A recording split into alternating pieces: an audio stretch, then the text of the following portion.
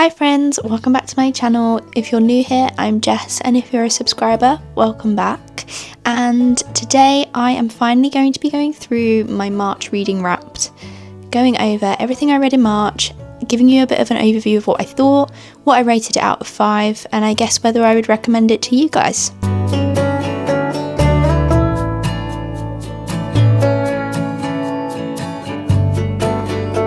Looking at the statistics of my March TBR, I've actually made notes that I can keep track for you. On my March TBR, I put 6 books. Of those 6 books, I read 4 out of 6, but in total, I actually read 7 books in March. So I did a bit of mood reading and I did go off-piste of my March TBR. So I'm going to go over the books and review them, I guess, in order of when I read them, just because I feel like that's the easiest way for me to remember how I was feeling at the time that I was reading them and everything like that. So let's get into it. So my first book of March was actually an audiobook, and that was Listen for the Lie by Amy Tintera. Forgive me if I pronounced that wrong, but I listened to this as an audiobook because I basically went online and searched for thriller audiobook recommendations, I think is what I put in. And this one came up a lot because it's kind of half podcast based, so I guess works quite well for an audiobook. I personally really struggled to get into this, so a bit about the story without giving any spoilers, but it's basically about a woman who moves away from where she grew up because her best friend passes away and everyone thinks that it was her that murdered her, basically. And years and years later, she gets a call from a family member and they're like, oh, please come over for something. I can't remember what now. It's been a month since I listened to it. But they're like, please come over, blah, blah, blah, blah, blah. She's not sure about it, but she goes back anyway. And then gets invited onto this podcast, which is like a true crime podcast where they talk about unsolved cases, I guess, or popular cases. I'll go into this more later in the video, but I just don't know if audiobooks are for me. I really struggle with them and I think I'm a bit particular, and I kind of wish that after giving maybe an hour of the audiobook a go that I just sort of stopped and wait and read the book. I think I just am very particular with the actual voices of the audiobook. Maybe I'm not fully taking in all of the information the same as I would if I was physically reading it. Saying that, when I listened to Dear Debbie in February, I really, really enjoyed that, but maybe I was just in a different headspace where I was taking it in more. It's a difficult one. I ended up giving this one 2 stars, basically. And like I say, it could just be that I'm not into audiobooks, and I would be intrigued maybe in a couple of years' time to read the physical book and see how I get on with it, maybe, because I'm still learning. Like, maybe I'm just not an audiobook person. Maybe I just don't take it in the same, which is fine. In summary, I think it's hard to tell whether I would recommend it or not, purely because I don't know if I fully took it in as much as I should have. So it's hard for me to recommend. If you do struggle with audiobooks, but like a true crime thriller kind of book, then maybe the physical book would be better. But I don't feel comfortable fully giving a recommendation on this one because I don't fully know myself. My second book was The Flat Share by Beth O'Leary.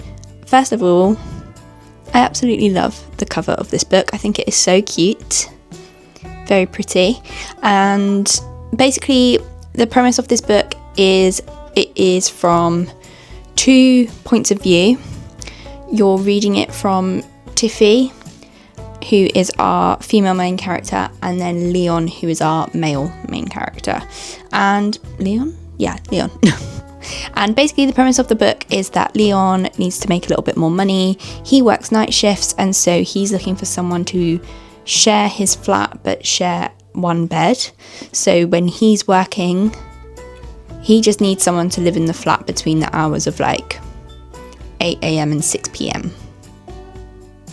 No, wrong way around. He needs someone to live in the flat between the hours of 6 p.m. and 8 a.m. and then he's at work those hours.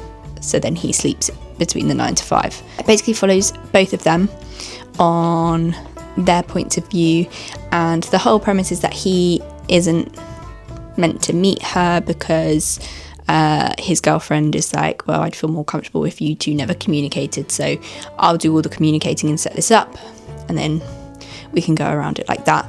And then you're following both of their journeys and their lives and their busy work schedules and things that is happening, and then things unfold from there.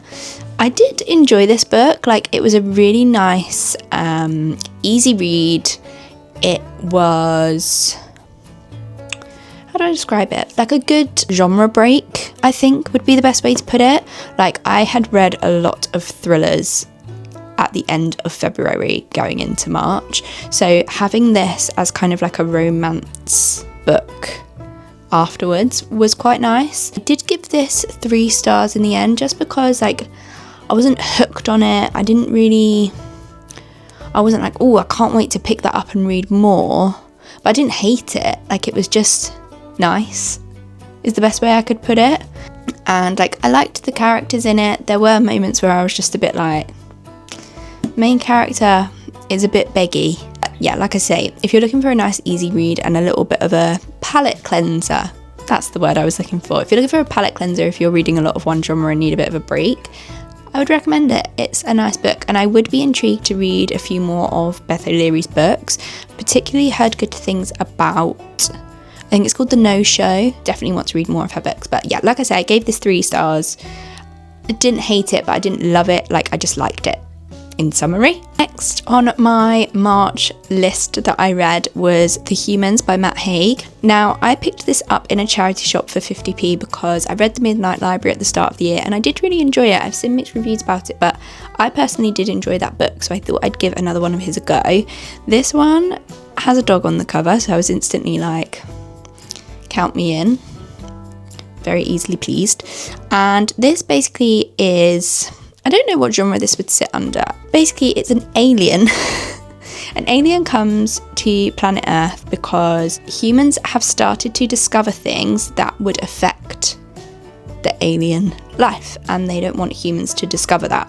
So this alien has been sent by his other alien pals down to Earth to basically be a bit of an imposter as a human, so almost disguised as a human that already exists on the planet, and make sure that no one discovers this secret. And in this, you're following the life of this alien who is in the body of a father and a husband, and he's trying to kind of blend in this environment whilst working out how to make sure that no one can discover this secret. And to be honest, this book actually had me giggling. It was so funny in like a silly sense of, you know, how you kind of imagine an alien would be like, you humans look a bit weird and things like that. A really good book, really interesting and quite touching at points about just humans and how we bond and the relationships we form and how that comes across to an alien and how an alien might mould it into that, if that makes any sense. I don't want to give away any spoilers, but I gave this one a 4 stars. I definitely preferred The Midnight Library. I think I'd probably give Midnight Library a 4.5 and this a 4, but still a good read, and if you enjoyed The Midnight Library, you might enjoy this one. After The Humans, I went back for a thriller because I'd kind of broken it up a bit, and I'm a thriller girly. I love a thriller. So I went in with Behind Closed Doors by B.A. Paris. Now, I would just like to say thank you to the person that commented on my March TBR video saying about the trigger warnings in this book. If you're planning on reading this, I would 100% recommend looking up the trigger warnings, just because I still read it once I saw them, but I was more prepared for what was coming up. There are some quite dark themes in the book, and I think if I hadn't seen that before, it probably would have upset me quite a bit, in all honesty. And it wasn't the bit that upsets me, because I don't want to give away spoilers, but the bit that upset me literally lasted for like 2 pages, but I'm just sensitive on a certain topic. So thank you for the heads up, and this is my heads up to you. If you're planning on reading this book, I would recommend maybe looking at the trigger warnings. I just popped it into Google and it came up on, I think, Reddit. That's my first point. Saying that, I did really enjoy this book. I literally ploughed through this. I think I read it within 2 days. Really, really enjoyed it. The only thing about it, like I was literally like, oh my gosh, speeding through this, like I'm hooked, can't put it down. I just feel like it needed like 5 or 10 more pages just to tie some things together. The ending felt really rushed and like not fully tied up in a bow, and I know some people don't really mind that, but me personally, I kind of finished it and I was like, oh, is this book missing a couple of pages, like? And then I googled it and I saw a lot of people kind of thought the same. For that book, I probably would give it 4 stars. I did, like I say, I really enjoyed it. I really like sped through it. I was hooked, wanted to know where it was going, but then I just felt like the ending was a little bit rushed and a bit disappointing personally. So I definitely would. This is so difficult to know if I would recommend it. If you don't mind if it feels like a little bit rushed at the end, then I would recommend it, but if that really bothers you, then maybe not. This is where we kind of go a little bit off-piste from what was actually on my March TBR, because I went into the library during March and they had the first Hunger Games book in the library, and I've been looking for it everywhere, so instantly grabbed it and read that. So I started the Hunger Games, absolutely loved it. I was so worried that because I've seen the film so many times and I know the story, I was really worried that I wasn't going to enjoy the book, because I just thought, well, I know the story, I know what's happening.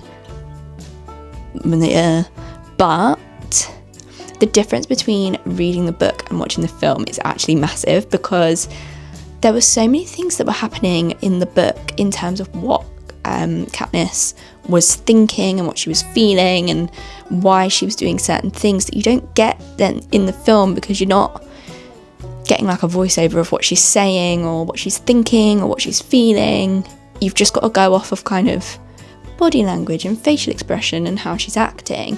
So like actually reading how she was feeling and why she was doing certain things, I feel like once I've reread the books, I'm going to want to rewatch the films just to kind of watch it with those perspectives now in my mind. I really enjoyed this book, absolutely loved it, and it was definitely a 5-star read for me. I'm so excited to read Catching Fire now. I'm just counting down. I'm absolutely buzzing. This, I think, was my favourite read of the month personally. I really enjoyed it. Next, we move on to my next audiobook of March, and on reflection and going back to the point I made earlier, I should have just stopped with this audiobook, because I'd seen so many positive reviews of this book. I had seen like 5-star ratings everywhere, people loving it, and particularly people raving about the audiobook. And I hadn't been able to find it in the library anywhere or in the charity shop, so I was like, oh, it's available on Libby, so I'll just do that and listen to the audiobook. I shouldn't have done that. I just don't think I'm an audiobook gal. I can't get on with it. I really can't. So the book I'm talking about is The Favourites by Lane Fargo, and I would just like to kind of preface by saying I think I probably would have enjoyed the book if I read it as a physical book. I found the voicing of the audiobook maybe wasn't connecting with me. Like, I wasn't connecting to the characters. There was quite a lot of characters as well at the start to kind of get to know, and I was getting a bit confused. I had to restart the audiobook. And then it got to the point where like the audiobook I think was something like 11 hours long, and I was literally like, oh, I can't be bothered to listen to it, and I don't think I should feel like that. So this is lesson learned on my side, that if I'm feeling like that about an audiobook, stop, cut my losses. Not for me, end it and maybe try it in a physical form. So again, I think in a couple of years' time I'd like to reread it in a physical book and see if I get on with it, because I've seen so many amazing reviews about the book, but I just didn't connect to it. I really didn't. Wasn't for me personally. I gave this 2 stars because there were bits where I was like, ooh, that's a bit juicy, but then I was a bit done with it by the halfway point. I thought, gosh, we're only halfway. And again, same as with Listen for the Lie, this is very much a me thing. I'm just not sure if I'm very good with audiobooks. So be prepared, because there probably won't be many audiobooks in my April reading wrapped. And that's fine. Okay, and then my last book for March, and we are ending on a high, guys, because this book I absolutely loved. And if you are a thriller lover, then I would 100% recommend this book, and that is The Pact by Sharon J. Bolton. So The Pact is a thriller book that starts when there is a group of 6 friends, they're teenagers, and I believe it's the summer around when they're getting like their A-level results, basically. They take it in turns when they're drunk, driving down the wrong side of the motorway in the middle of the night at like 1 a.m. And a few of them have done it on different occasions throughout the week, and then one day someone does it and they're all in the car and something goes horribly wrong. And essentially, these teenagers make a pact that one of them will take the blame for what's gone wrong, but everyone else in the group owes them something when they eventually get out of prison. That's all I'm going to say. I don't want to give away any spoilers, but this book was so twisty. There were so many twists, so many turns. Thought I knew where it was going, then I didn't. The last kind of 30 pages, I was like so gripped.